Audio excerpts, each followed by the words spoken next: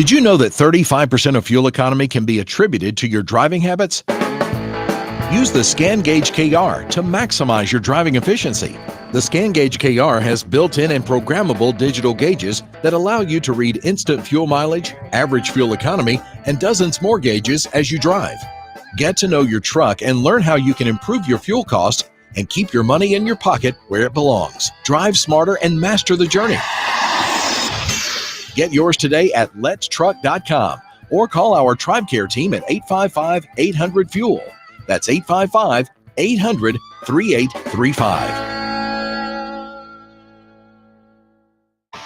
Your money, your taxes, your truck, and your road to success in the trucking industry.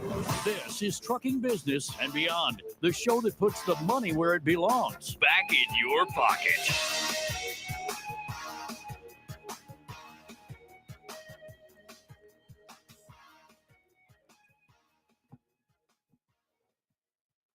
Good morning, you beautiful bunch of fuckers, and welcome to my world. I'm your host, Kevin Rutherford. It is Thursday, September 26th. It's going to be a quick one today. We've got an hour. I'm not sure if, I don't know if we've heard back from the Beckett yet on Rolling Toe. I'll let you know as soon as we know on that. I'll be here for the next hour. It is a free-for-all, so jump in and join us. Phone lines are open, 855-950-3835. Hit that call now button on your app. That'll get you in here. I have nothing today as a topic, really. A couple things I could talk about, but we'll see what's on your mind. I do have a special guest joining me this morning, and I'm just going to bring him in right now and get started. It's Dan Mertens. Dan was one of our winners on the Tucker Carlson event, so I got to meet him out there at the ranch, and then we hung out for a while at the Tucker Carlson event, and we had a great time. So, Dan, good morning. Hey, good morning, Kevin. How are you? Good. Great to have you here. So we want to get the lowdown and the skinny on the event for you. So kind of take us back to the beginning. How many tubs of Cardio Miracle did you have to buy to be a winner?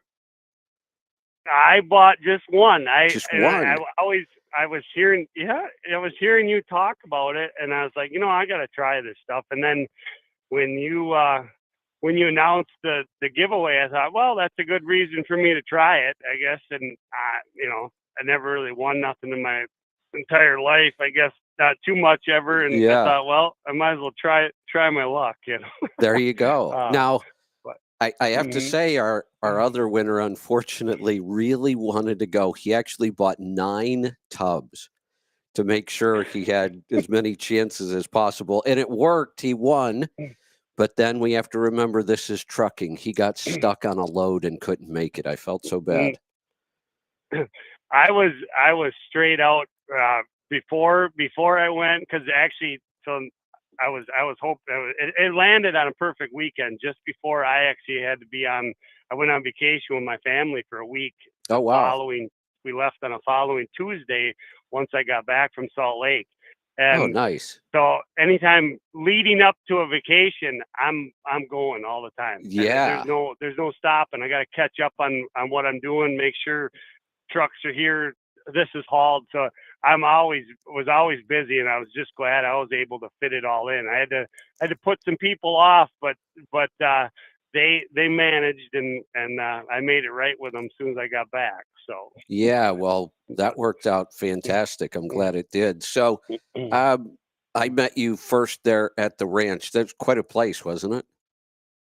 Oh, that was just beautiful out there, as far as the whole history and everything behind that of John's place out there. Was just remarkable place out there. And when me and John, I brought my brother John, and when me and him both showed up there, we kind of got there early, because we were like, hey, we want to make the best of this. We got there, 15 minutes before. I think it was noon or 1 to whatever time we were supposed to be there. We were there a little earlier, and John's daughter, we seen her out in the front there, and we're just kind of like standing there, like we didn't know what we were supposed to do. And Right. she's like, come on in. And I'm like, all right. She said, just make yourself at home. And it was amazing to be surrounded by that many good people at once. You knew you were in good company when when they just took you right in, and they didn't care who you were, but they just knew that you were there for a good reason, and it was a really good time. Well, here's the other thing, and I think about that ranch has been in their family for a couple generations. So you go back and what life must have been like. It's pretty remote. I mean, it was out there, pretty remote. So you think about all the history that's there, and like you said, the people were just fantastic. But here's the other thing: if somebody showed up on that property, it's not by accident. You know what I mean? It's like you're in the right place. If you were there, you were supposed to be there. You're at the end of the road, and even turning off of the main road, it was like a skinny gravel driveway, and we were wondering if we were, Google Maps was telling us to turn down there, and we're like, there's a gate there, and stuff, and it just seemed like, okay, well, let's go try this out. We had a pickup that I rented to rental, had a pickup, so I knew if we get into trouble, we had a little 4-wheel drive to help us out. So. Yeah. Speaking of Google Maps, and so I was out at our property the other day, and we're part of Harvest Host, so people with RVs can just book and stay on our property. We don't charge anything. And we don't have hookups, but they can park wherever they want on the property. So we actually had somebody last weekend when I was out there, we had somebody staying. And I was working out there, and I'm way on the back of the property. Like the garden is as far back on the property as you can get, just about. And I was back working in the garden, and I look up, and here's a van driving. They drove right up to the back garden. And I thought, "Oh, I didn't know we had another Harvest Host staying here this weekend." So I walked over and I said, "Hey, are you staying with us tonight?" And he said, I'm not sure." And I said, "Well, what do you mean you're not sure?" And he said, "I'm looking for my friend's property." He said, "Google Maps told me to come back."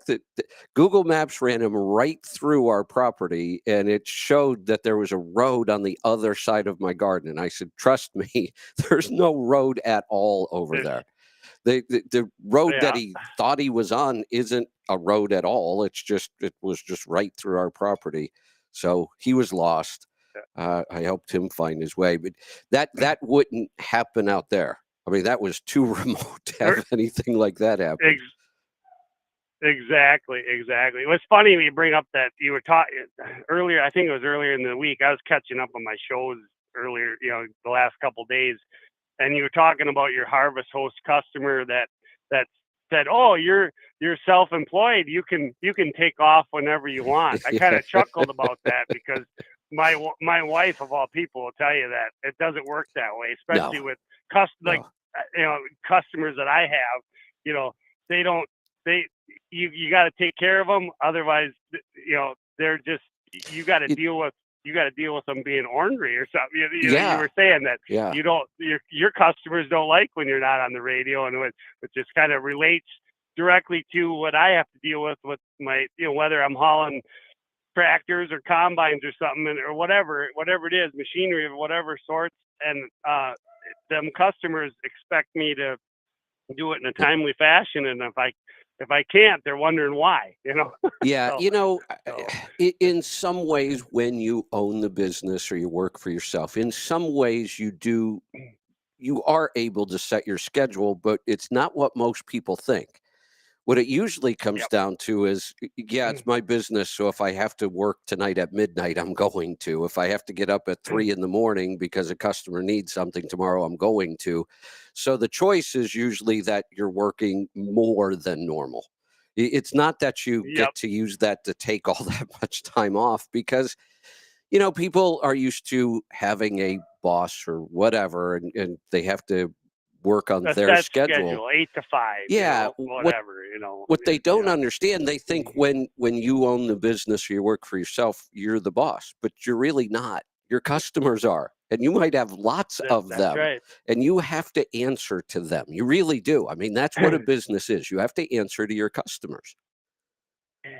If you don't, they'll find somebody else. Yeah. You need revenue. You gotta keep people happy to generate revenue, and it just that it was funny that Yeah, you know, the one thing about that event, I was there Mhm. for 5 days, I think, total, and a lot of stuff going on. The one thing, and we did a lot of things. We went and watched documentaries being, released, and we went to the Tucker event. There was a lot going on. We went to 2 different ranches, and one of them we went to twice for different meals. So we were busy the whole time. The one Mhm. part of it that was just way too short for me was that day at the ranch. That went so Yeah, fast. It yeah, was yeah. such a It beautiful did. It day. went quick. Yeah, it's a beautiful Yep. day, a beautiful location, so many really interesting people, and that time just went fast. Yeah, I started talking to you and John, your brother, and before we knew it, our conversation kind of got sucked into the other conversation, and I didn't get to talk to you guys as much as I really wanted to. Tell me about your operation, because it Yep. sounds like it's really interesting. Give us the rundown on, Yep. how So long you've been doing it, so how you got I'm started, all that. we yep, me and my brother both we grew up in trucking. My dad he started out hauling milk back in when we were kids, and then and actually my grandpa and his dad, it just we're a long generation of Yeah. truckers. I call myself fourth generation just because my great grandpa, he used to deal in machinery. He was a meat cutter, and he dealt in machinery too. So my grandpa had stories of hauling different machinery Wow. with Yeah. his dad. um, then my grandpa was a milk hauler all his life. My uncle was a milk hauler as well, but eh, my dad did milk hauling up until the mid '80s, and then he switched to semis and flatbed freight type of stuff, and we did Yeah. that all through when I was growing up. And then there's one thing I always related to. That's all I ever wanted to do. Right. When I going through school and stuff. Well, what are you going to be when you grow up? I'm going to drive a truck. That's Yeah. what I'm going to do. And the day after I turned 18 was the day I took my driving test for my CDL, and I was Wow. I was off and running. Nice. And that so primarily now it's we do we're based out of central Wisconsin, up straight east of Minneapolis, about 100 miles into Wisconsin. And I got a couple different segments I do. I have log trucks, which we haul primarily your bigger veneer logs and such. A lot for that go for export and to different veneer mills and around the country. There's some places in Ohio and Indiana that we haul logs to for veneer purposes. And but then So I also let, have RGNs for machinery. let So me ask you something. mhm. You've got a really interesting operation for trucking, but the Mhm. whole log thing. So one of Yep. the properties I bought here in the gorge, and it's on the river. I haven't built anything on it; it's just sitting there. But it's got some really, really tall. I don't know if they're pines or firs. Not sure what those are, but they don't have any lower branches. Like, they are really Okay. Yep. tall, but all the branches are way up at the top, and somebody, I think it might be the guy that owns the property, he cleared some to create a view, and I'm looking at him thinking, I think I wanna see more of the river, I might wanna take some of these out. He was telling me that when he would take these trees out, they would sell to Japan, I think, because they That they and yep. they don't want the branches. Yep. Yep, and your primarily your veneer logs are the better looking, your better looking straight. The longer, the straighter, the better type of trees. Yeah, And ones that didn't, and a tree will grow. It'll have them small limbs, but then it'll eventually shed them off as long as it keeps growing taller. Um, but like in like Wisconsin, our veneer logs still. How can I explain this? Like you get a tree that will get a limb that's some trees will have won't have a limb like you were talking yeah, way up there. Well, then you'll get it. Otherwise, you'll get trees that'll your first limb will start at let's say 10 foot. Well, right. that first cut, if it's a pretty straight, good, really straight cut, that should make a good veneer log. There's a lot of other factors that Yeah, I'm fall into sure. that, but we kind of we take our trucks around and we kind of cherry pick different log jobs we actually work for an exporter veneer buyer. Oh, okay. They log buyers. So they go around and they buy these certain logs from these certain log jobs. So a lot of times we'll just, like, a log job will produce 15 loads of logs. We might only take one load off of that whole property just because Okay. it's the better stuff. Got They it. kind of cherry pick them before they get sent to the sawmill or Yeah. whatnot have you. But Interesting. and then so then they bring them to a yard, and then they'll sort them out, different grades and stuff, and they have people come and roll them around, look at them, Yeah. and then primarily if it is export, they ship them a lot of different countries and stuff. We haul them up to a container yard that they put them in containers then, and ship Doesn't out it- actually your way. Our logs from Minneapolis usually go to Portland Yeah, I'll bet. to the port out there. So Isn't it kind of crazy? Trees grow all over the world, and yet we ship them all around the world. Cut it down here and ship it to another country. What's the matter? Don't you have your own trees? Come on. Yeah, That just seems odd. It's Some of the just things we ship no around. different than the horse wanting that grass on the other side of the fence, ain't it? Just it's just yeah. That's right. So I have to say, like I said, we started talking, and we were talking about trucks, of course, and the next thing I know, we kind of got sucked into that other conversation. There were some interesting people there, weren't there? There was, yes, yep. People with crazy Lots of- stories. Yeah, the one with the girl with the helicopter spraying her family, or Yeah. there was a lot going on there too with that. She was with what, Mothers of America, or right? Yeah. Yeah. And her issue is mostly glyphosate, but really all of the, stuff we're spraying all over our foods, pesticides, herbicides, fungicides. We're putting all this stuff on our food, and it's affecting us. There's no doubt about it. It's not good for us. A lot of the stuff we put on and in food, we're the only country in the world that allows it sometimes. There's like 1,000 items that are allowed in our food and personal care products that are banned in almost every other country in the world, and we allow it. We wonder why we're sick. So her mission was to go out and spread, the idea that glyphosate is really bad for us. We should not be doing this. And she's grown a big organization, so much so that she has the I think I don't remember how big the vehicle was, but I think it's a bus size. It's got their logos all over it, so it's easily identifiable. And she became a target. And she was telling the story that she was out at a field one time trying to do some testing, and the helicopter came over and sprayed her and her family, like they couldn't get away from it. And they went to the hospital and even did blood testing later to prove that they were exposed to that chemical. That's just crazy. Yeah.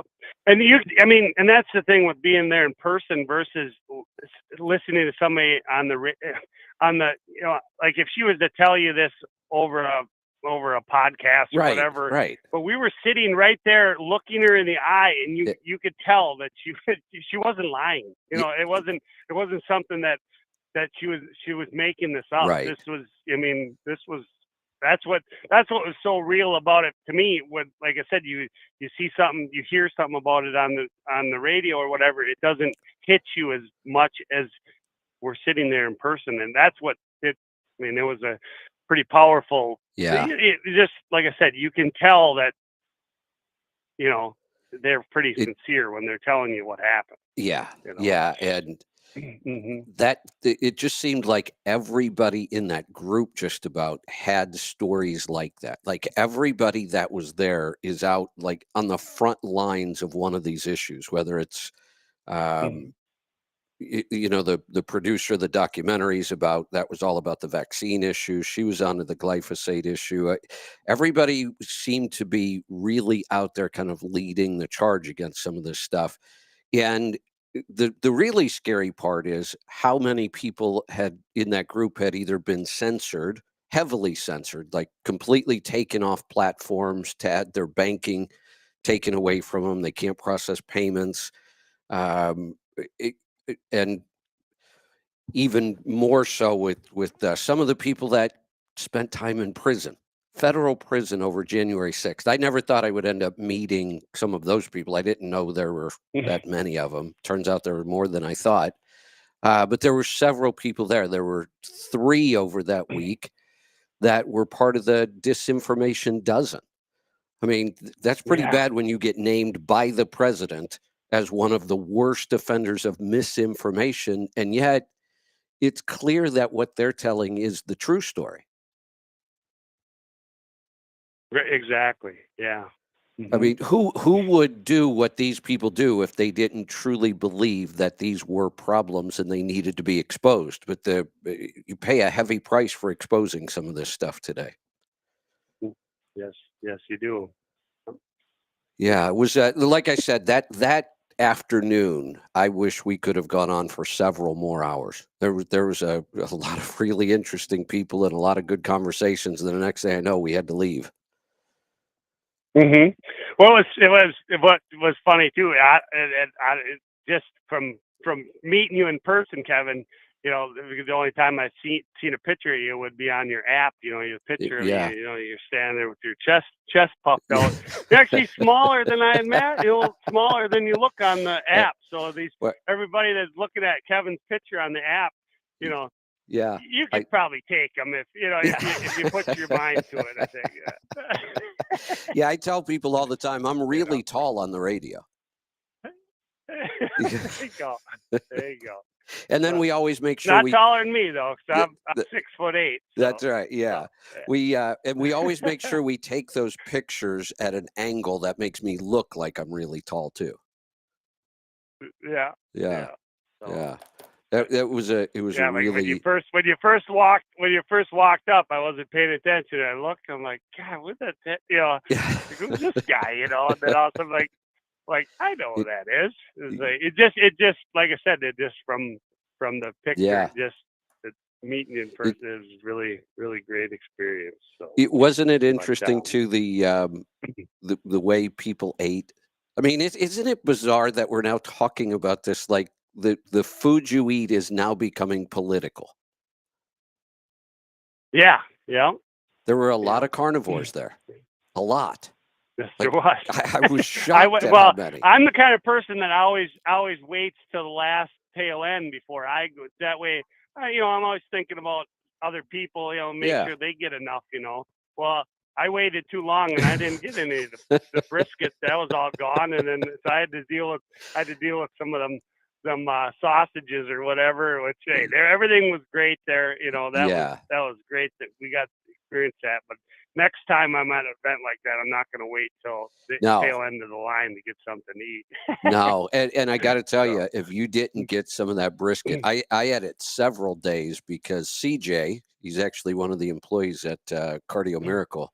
CJ was the pit master all week, and he made that brisket several times. It was really good brisket.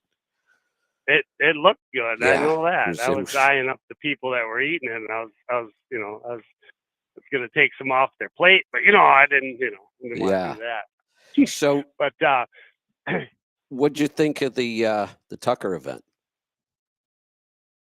It was a lot of information there. That man, Glenn is just there too. You get, if you actually get to see him in person and listen to him, you get you see you get to see the people's true colors, and then and I don't know how much more I can explain, but it's like when you're there and you're listening to them, and I mean these guys they're no joke. They're telling it how it is, and they're just very very informative people, and the stories they got from when they were on Fox and all that. There were some pretty interesting stories from Fox. And, here's something I learned a long time ago when I first started listening to Bruce Williams on the radio. And then I heard that Bruce Williams was going on tour. Now, here's a talk show host You know, and his show is very similar to mine. One of the things, he never had guests ever. He would just take callers. That's all he did. It was a call-in talk show. He gave advice on business and real estate and talked politics once in a while. And um, when I heard he was going out on tour, and I was living in Northeast Ohio at the time, and he was going to be at the Front Row Theater in Cleveland, which is a cool theater. It's got a circular stage that spins the whole time, so everybody gets kind of a close-up shot. But I thought to myself, well, why would I go listen to him talk? I listen to him talk every night. And for some reason, I decided to do it. And it's a totally different experience. I had listened to him for Mm-hmm. years, night after night after night, but seeing him live was a totally different experience. They talk different, everything about it. And it was the same thing here this whole week. I got to spend time with Yep. people that I've seen out there on the front lines, people I know have been doing these things and we're part of the disinformation dozen. And I've listened to their podcasts. Many of them I've had on my own show, and I've interviewed them. But being there in person with them was very different. Like I said, the day out at the ranch was really enlightening. And then to see Tucker and Glenn like that, I've watched both of those two for decades, and it was completely different. It was not like anything I've ever seen or heard from them. And it really, even though it was a huge stadium and thousands of people, it almost felt like we were kind of back at the ranch and we were just sitting around telling stories again. It was, yeah. I mean, just like I said, the way you can pick up on someone's body expressions and look, and you see their eyes in person and stuff. You can tell that, it is a different experience, and when you're there in person and live, and very it went too quick to me. I mean, everything kind of went, that day at the ranch, and then even Tucker when they were winding down. I'm like, oh, that's it. I know, but it was like there was so much. Yeah, and I think it was somebody next to me. I felt just like you did when I could tell they were winding down, and to me, I thought like, what do you mean it's over? And then I realized how long they had been going on. It was quite a while, but it felt like to me, like, wait a minute, we're just getting started here. And I remember talking to somebody and they said, well, it was good, but he really kind of went long. And I thought, long? I could have easily done another hour or two. Exactly. Yeah. So when the show started, I was up talking with you and your brother, and I was telling you about Jason Hewlett, John's son, and that he was a Las Vegas entertainer. And, it was kind of a last minute thing because they were the local sponsor. They had Jason kind of do the warm up and the intro. And I had seen him the night before, and he did over an hour of that same kind of stuff. So I knew what to expect. He got like 15 minutes, I think, but he really got the crowd going. He nailed it, I think, for 15 minutes. He really did some good material. He was a very interesting. That just was. He was a very, very good entertainer as far as that goes. Yeah, getting everybody amped up and very funny individual there. He's got a lot that he can do. The interesting thing that came from that, and I just found this out the other day, and it was weird how it happened. Somebody actually sent me a message and said, hey, my mom got a chance to see the Tucker Carlson tour in another city. I don't remember what city it was. And then she made a comment that John Hewlett was really funny.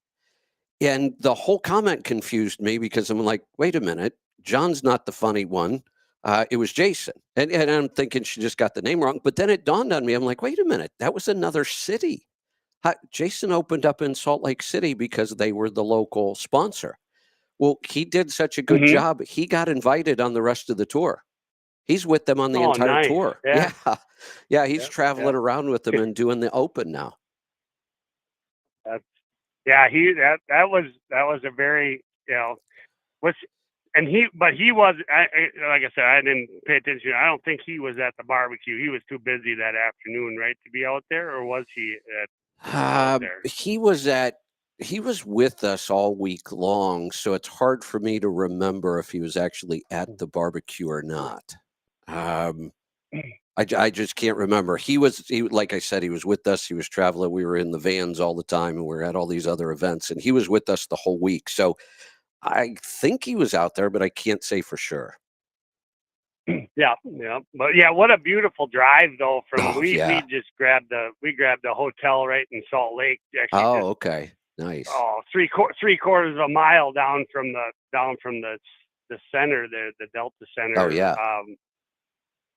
Where Tucker was, so we were pretty close when it ended and all that. But the drive out to the ranch was just beautiful. We went up through the mountains there, and and the GPS wanted to send you out on 80, and I said, no, we're taking the back roads, and we weaved up through, and man, we got to see some beautiful country out through there. It's that was my first really experience being out that way.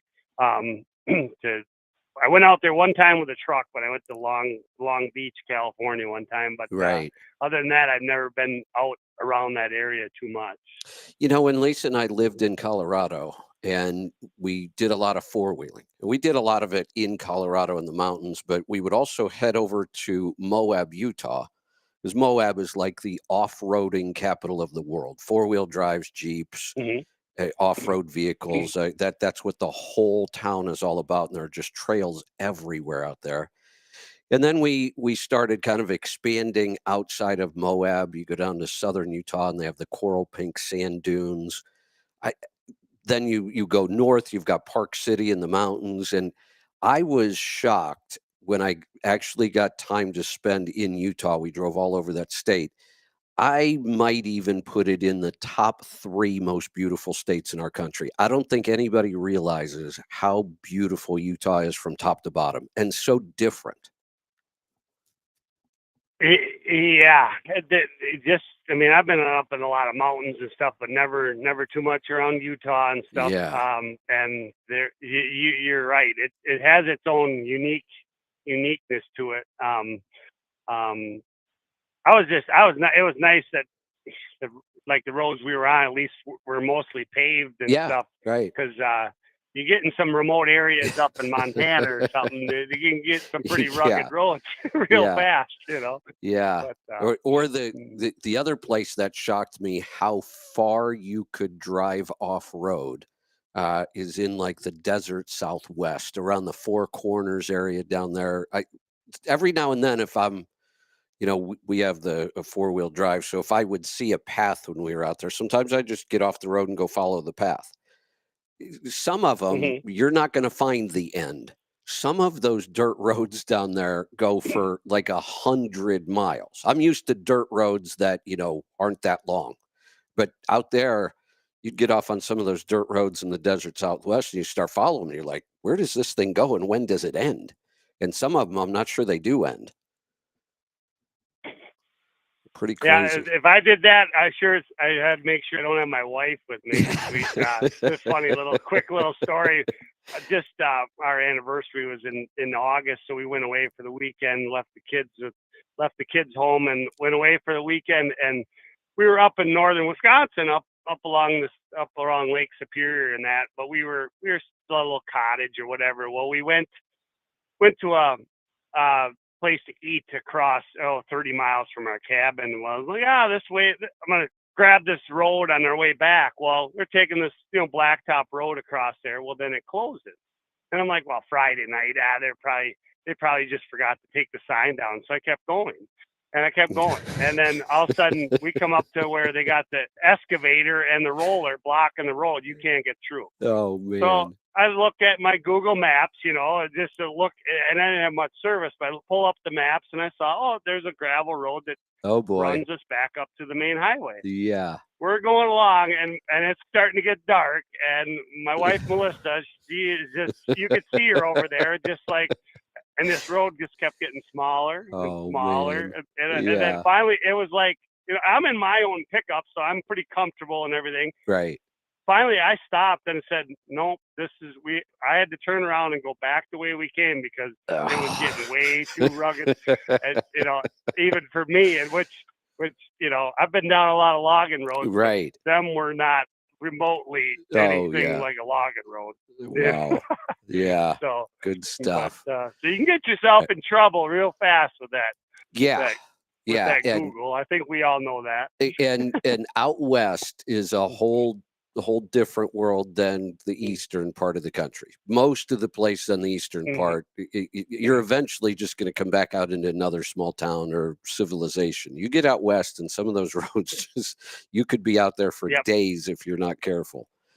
Without seeing anybody. Yeah, that's Well, Dan, just like at the event, I could talk like this for hours, but I'm going to cut you loose. I don't have a whole lot of time today. No problem. Thanks so much for all of your support, and it was great meeting you and your brother. Tell him I said hey. I just ordered my second tub of Cardio Miracle just the other day because I was getting my first one was getting low. So there you go. I don't when you guys were talking about the taste, and I enjoyed the taste of it.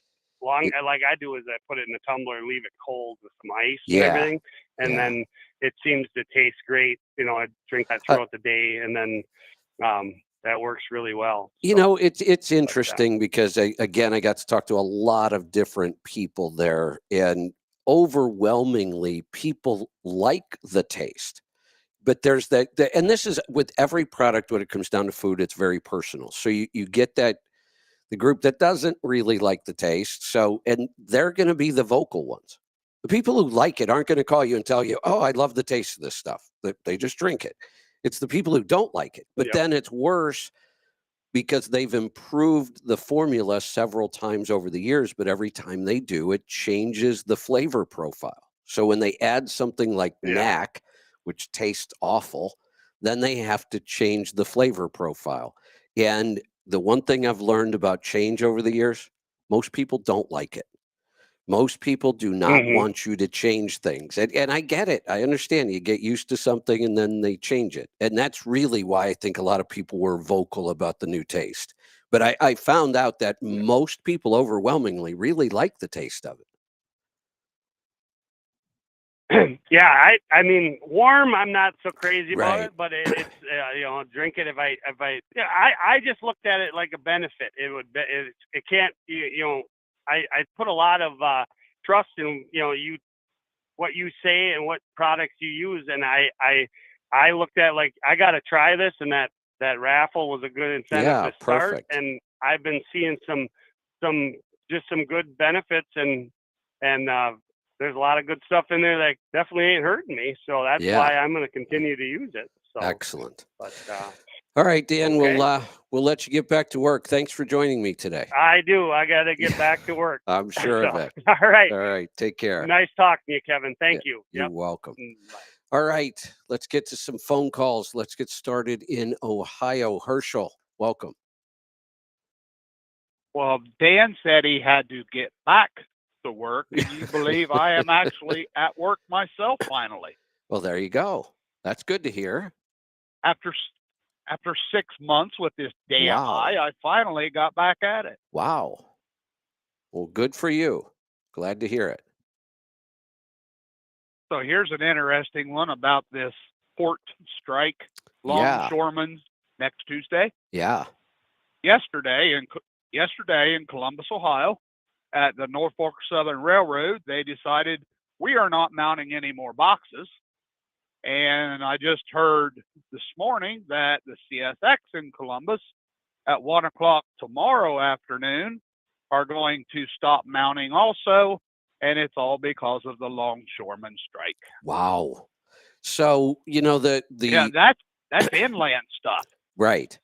So, I remember clearly when I first started with FedEx, and FedEx, it was RPS, Roadway Package System. They started to compete with UPS because UPS didn't have much competition back then. And UPS was a huge company and RPS was this tiny little startup. And I was there within a couple of years when they first started the company. So it was really small at the time. And the first time that the Teamsters and UPS started talking about a strike, management at RPS looked at it like the biggest opportunity ever. You know, here we are, this tiny little startup, and if UPS goes on strike, we're the best option.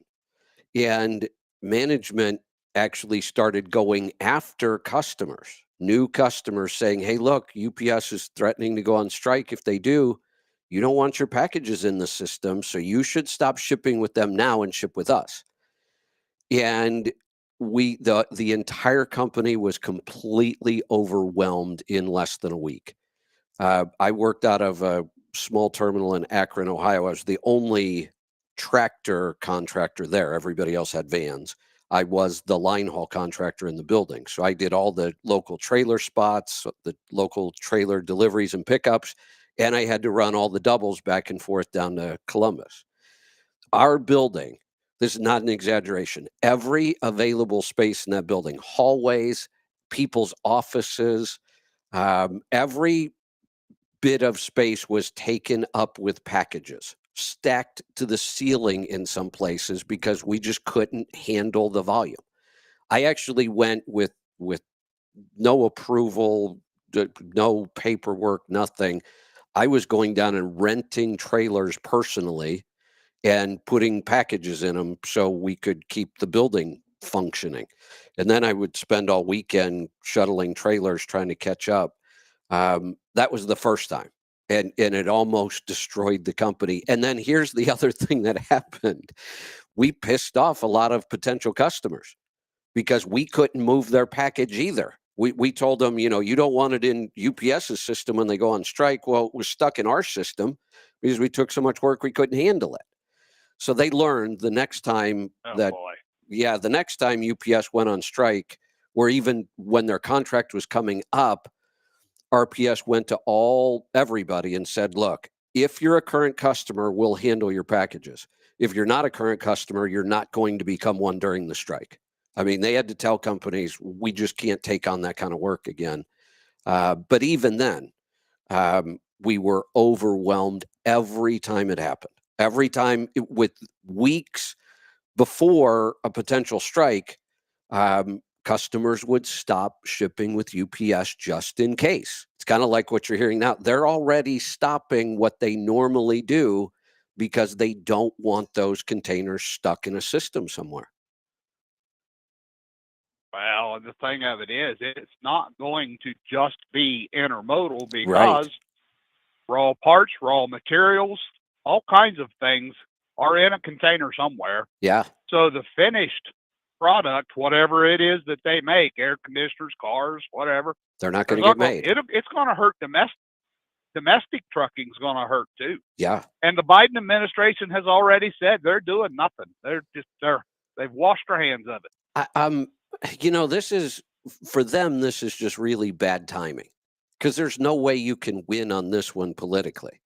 If you step in and try to do something, I'm not a big fan of the government messing with stuff like this. I'm really not. To me, here's me either. Here's the issue here for me. I'm fine with unions existing. I don't want any regulations that. Now, I would say that there should never be a union in a public service sector, government sector. I think that is completely wrong in so many ways. The government doesn't have any competition in most things that it does, and I don't believe those employees should be allowed to unionize. I do have a problem with government unions, and they're some of the worst out there too. But in the private sector, if unions want to exist, well, you can exist. But customers will pay attention to that at some point, and they don't like strikes. Who does? I mean, there are companies where things like this could put you out of business. It can. So let the unions exist, but if you strike like this enough times, you'll find out that your customers won't come back. Yeah, the government they just need to keep their fingers out of things. Kind of like, I don't remember if it was Trump or Harris that said it first. I think it was Trump with the no tax on tips. Yeah, that was Trump. Me personally, I have a problem. I have a problem with that. I have a huge problem So with it. I agree. you work in you work in an industry where your hourly wage sucks. Everybody knows that. Right. So why does 2/3 of your income get to be tax free when 100% of my income is taxed? Why are you any better? That made me crazy when he announced that. And what was there's another one even too. It was tips and Social Security he wants to not Social tax. Security. I'm okay with that. We never used to tax Social Security. Yeah, me too. And everybody will benefit from that because potentially all of us are going to get our Social Security back. So it's not really picking winners and losers. To me, it just makes sense. The government's giving me the money anyway. I know it's mine, but they're cutting me the check. Why would they take taxes out of it? I've paid tax on that stuff all my life. So I'm okay with that. I thought there was another one, though. No, I can't think of what it was. I thought there was the 25,000 from Kamala. Yeah, that's another fantasy that's never going to happen. Yeah. How? Tell me this. How in the hell do we have a supposed candidate, even though that word has to be used very loosely? Yeah. Running for president of this great nation that never even got chosen by the people. I know. As a candidate. I know. How can that be? And if she wins, I'm going to come to Oregon, and you always talk about poking your eye with a knitting needle. Yeah. So I figure maybe you got a stock of them because I'm going to need some because I can't listen to her for 4 years. I'll go nuts. Oh my God. The whole thing is almost hard to talk about because she went from being and you know who I just saw this morning defending her again? Mark Cuban. That one just I don't understand that at all. I don't get that. He was defending her, and here's how he did it. He said, this is like being the CEO of a company when you're running a campaign. And he said, look at what Kamala has been able to accomplish in just 50 days or whatever it was. She had to build the whole organization from the ground up. Well, no, she didn't. There was nothing to build. It's already the Democratic Party. She did nothing as far as building some organization from the ground up. They installed her. The problem is she had some of the worst approval ratings in history, like one of the absolute worst. And within weeks, she went from that to being this wildly popular candidate. No, she didn't. They're lying to us. That did not happen. When she tried in 2020, she was out week 1, week 2, something like that. Gone. She couldn't even get any votes in her home state of California. That's a bad sign. Look, and she dropped out because she didn't have a chance. I know you're not a video guy, but you really want to watch something. I really would have preferred it to be Vivek Ramaswamy as our president, but he didn't make it. Watch Vivek when he talks to Mark Cuban. You want to see how far left Mark Cuban is? Oh, yeah. Yeah. Kevin, he's not in left field. He's outside the ballpark, maybe not even in a parking lot. Yeah, I was shocked by that. Really shocked. Vivek Ramaswamy, that should be our candidate, but he's not. He's got a long future in politics, I think, a good future. So, but I'm really impressed watching him on interviews. And I'll tell you who I'm more impressed with on interviews with the media is J.D. Vance. He handles interviews really well. Have you been watching anything from Megyn Kelly lately? She's been putting out some pretty good stuff. She's been on fire lately. Yeah, I have been watching. She cracks me up. Yeah. She just, if it's BS, she just calls it BS. And if you don't like it, though, stuff tea bags. We need a whole bunch more of that. Yes, we do. Yes, we do. Well, All Kevin, right. I'll let you get somebody else because you're running short. So. I am running short. Thanks for the call. Let's go to Virginia. Tony, welcome. I'm going to try this Bluetooth. Kevin, I'm so happy that you chose the piano. I can't wait to hear about when you go to the Guitar Center and pick yourself out a nice synthesizer and just start messing with it like you do everything else, just playing by ear and just having fun with it. I would love that. I'm looking forward to it. And do you think you're pretty good at remembering phrases? Usually, if they resonate with me and they mean something, they'll stick with me, and I'll remember them. Why do you ask? All right, I'm going to try 2 of them. Okay. Every good boy deserves college, and if you can remember those. Those sound really familiar. I must have heard those in music class when I was in elementary school. Oh, yeah. All my music players are going to be mad at me, but yeah, you just learned how to read music. Got it. Okay. I don't know why it freaks me out so much. I'm pretty good at learning things, and I've tried a lot of new things in my life, and I usually pick them up and get pretty good at them. I don't know why 2 things kind of freak me out: music and languages. Well, you like to read. Everybody knows that. But I'm just so excited that of all the instruments, you decided to choose the piano. Now, I'm like Bruce. I started up in saxophone just because I like the instrument. But if I was really smart and a musician, I would have started with piano because that's like the central instrument.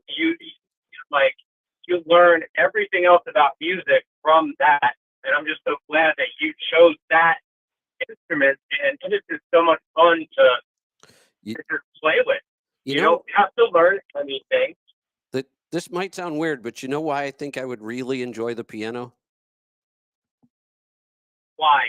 For some reason, I don't know if this is weird or not. For some reason, it feels like it would be the best instrument just to play when I was alone. I don't know why I think that. Something about when I watch somebody sit down at a piano, you almost, they're in the zone and they just play, and it doesn't matter if anybody's listening or not. For some reason, the piano feels different that way. Like I could just play it, and if nobody was around, it wouldn't matter. I would just enjoy it myself. And for some reason, it feels odd to play another instrument with if nobody was listening. That's probably weird. But well, yeah, it's not only the funnest and the most important. You know, everybody's on here. Why isn't he talking about brokers? When is he going to start making fun of PQL truck stop? That's Monday. I missed it last Monday. I was working, but anyway, you don't have to read music. Like, I'm sure that you can do like my dad and come up to my synthesizer and just play Mac the Knife just by ear. That's what I want to be able to do. He doesn't know anything, but you can just pick it out like you do on a guitar. Just play by ear and just figure it out. You don't need to do anything more. But then, if you want to get serious and that's not good enough, you want more, you can get a book.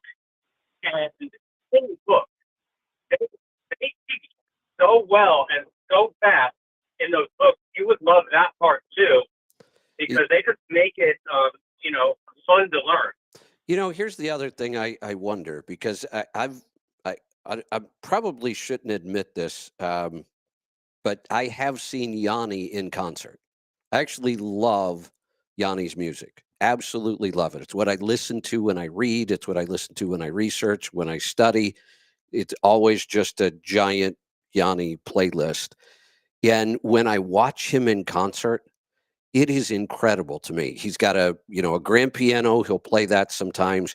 And then there's another time where he stands in the middle of what looks like about 6 different keyboards, 3 on this side of him, 3 on the other side of him, and they're stacked up. And I wonder to myself, how do you keep all of that straight? Like, what's the difference with all these keyboards, and why is he playing this part of the music on this one? And then it's just incredible to watch that. Yeah, it's insane. It's fun. Like, I know how to play Linus and Lucy. You can just go on YouTube and it'll show the keyboard without the person playing.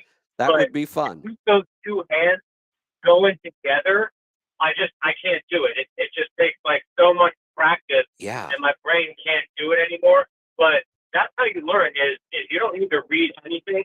It's all on YouTube. It'll show the keys going by themselves, and that's what you do. And it's like all you have to do is just watch it. I think I would like to learn that way. I really do. And what you would like about a synthesizer is that you get all the sounds too, like right drums. You can tie it in your show and like record and things. That use all sorts of stuff with this modern technology. And there's nothing like walking into Guitar Center, and it's fairly easy to learn the intro to Van Halen Jump. You know what they play at basketball games at the jump ball. You can bring the house down. It's to learn that intro and get everybody to want to buy that machine you're on. There you go. All right. Hey, Tony, I just looked at the clock. I got one more call I got to knock out, and I got 4 minutes. Tom, you get the final word today. Yeah. Hey, all right, Kevin. Hey, so, well, first of all, so I had to drive from Minnesota into Florida, and I'm like 60 miles north of Miami now. Only got hit by like one band or so, but in Tennessee, I started picking up lineman trucks, and a lot of them, and then through Georgia, started picking up the Asplund and whatnot. Trucks and about the same amount of them. And say what you want about DeSantis, he's sort of dry. I don't think he really relates with the right to the average guy yet. I think he's working on it. And then coming north from Miami, there's a lot of you can tell they're getting towed by state vehicles. Those RV trailers that they turn into like 2 or 3 different rooms. Yeah. So he's quite proactive anyway. Yeah, I remember those days well when I lived in Florida for 14 years, and I ran, Florida up as far as South Carolina, so up and down 95. And every time a hurricane was coming, you'd see all the utility trucks heading that way. Yeah. Okay. So, it might not necessarily be but Florida has a good infrastructure for crisis management. They do. FEMA or whoever. I don't think it's I think it's a state thing. I don't think it's probably the feds. And then did you see the Eric Adams indictment? I did. I was a little shocked by that. I'm real shocked about it too. It just happens to be. Remember when he was going to the White House to say, demand more money, something to get done on the wall, or the immigration because they couldn't handle it anymore. Yeah. And then it wasn't the next day. Well, that day, so he canceled it because they called in and said, "Hey, we just got raided by the feds or whatever." Right. And so now they're eating their own. And you compare that indictment to the Menendez indictment. It's the same players pretty much, Turkey and that kind of thing. But they're this indictment. It's not like they found gold bars in his closet. Right. This is nothing. So, in my opinion, but they sure have a lot of people resigning over it. Yeah, we'll see what happens. Pretty crazy stuff. All right. You got to be on time today. I am. I'm going to be on time today. That doesn't happen very often. In fact, I have an entire minute that I could ramble if I wanted to, but I think we'll jump the gun and we'll bring Mike and Kevin Beckett in early today. How's that, guys? Early. We've got excellent rambling skills. You have to work an extra minute, and I'm not going to pay you another dime. Boy, do I appreciate the hell out of that. On top of what? How many dimes have we earned? We Somebody's getting paid for this? Yeah. I missed that. You mean that you haven't received the checks? They're in the mail. No, I understand. Yeah, they're in the mail, right? They're in the mail. That's the program. Yeah. Yeah, you know what? I have seen Let's Truck checks come in. I have seen. There you So go. we're getting paid. There you go. The money's coming through. Okay, all right. All right. If you haven't seen our checks, I'm just going to claim that your bookkeeper is embezzling. Sounds reasonable to me. Yeah. Yep. So Yep. what's new and exciting with you guys? Yeah, we got a video shoot next week. We're making a commercial. It's really exciting. Fun. Yeah. Where's that commercial going to play? Wherever we can put it. It's YouTube and Facebook and all the other great places. It's a value proposition video, and it's modeled after the Dollar Shave Club. So interesting. It'll be the focal point being the selling point of the product is we will double your sear tire life. Wow. So you guys got to make sure you send us that video so we can post it in all our cool places too. Oh, heck yeah. Cool. Yeah. Cool. We're putting it everywhere. How long is the video supposed to run? Between 1 minute and 2 minutes. Okay. So so basically a commercial.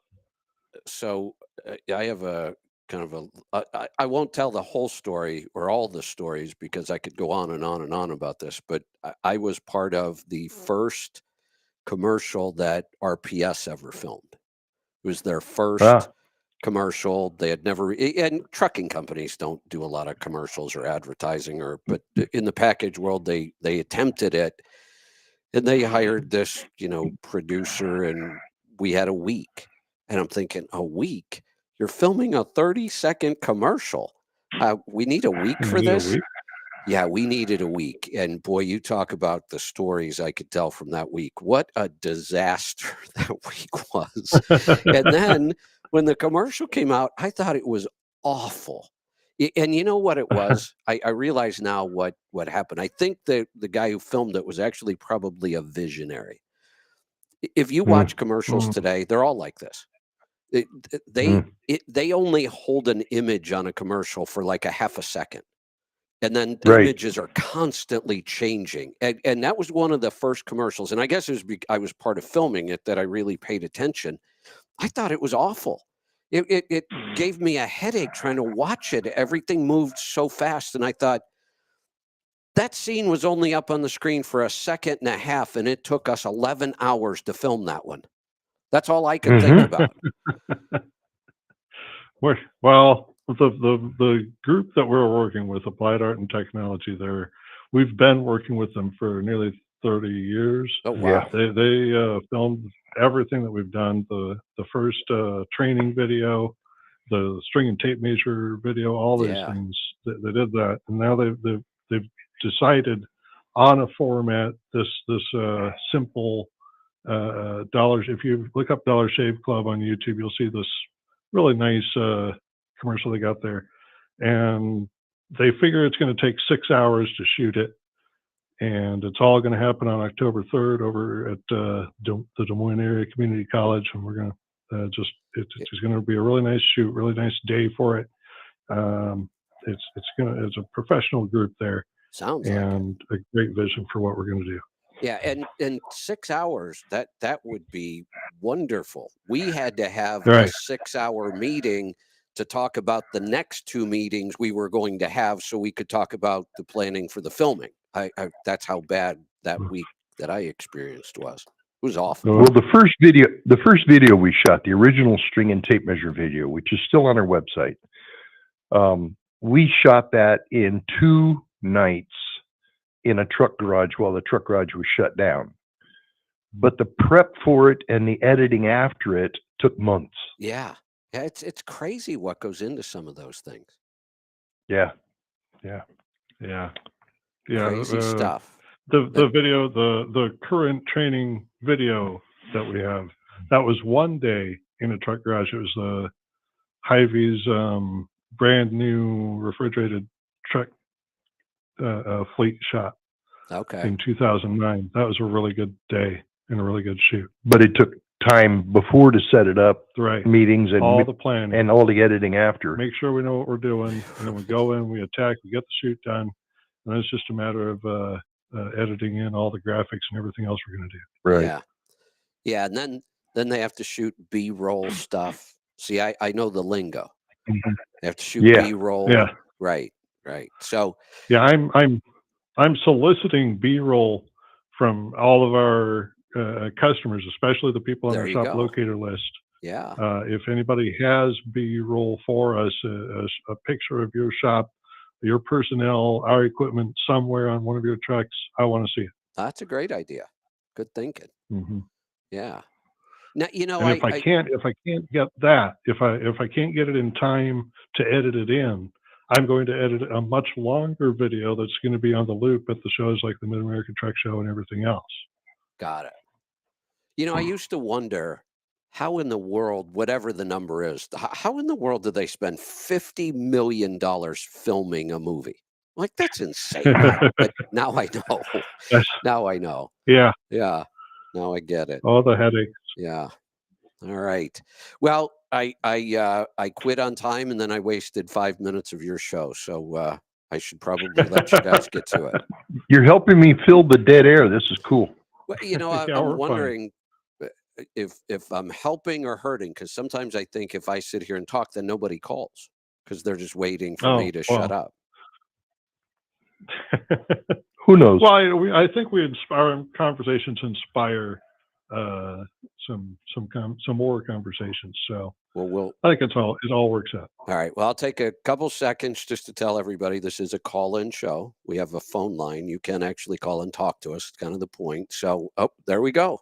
Somebody's calling. I should get out of your way. Right. Excellent. All right. Have a good day, buddy. You guys have a great day. Thanks for everything. All right. All right. So this is the